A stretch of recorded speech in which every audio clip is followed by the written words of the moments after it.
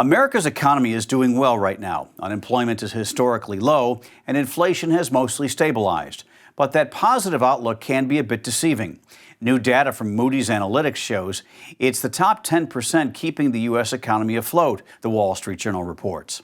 Meantime, those in the lower income brackets, making $73,000 or less per year in household income, are struggling more than they have since 2011. Moody's chief economist says they have turned to credit cards to maintain purchasing power, and Federal Reserve data shows that's not going so well. According to the New York Fed, credit card delinquency is at the highest it's been in more than a decade, at 11%. That means 11% of people are 90 days or more overdue on paying their bills. That's even higher than the delinquency rate was during and after the COVID-19 pandemic, when so many people lost their jobs and struggled to find new work.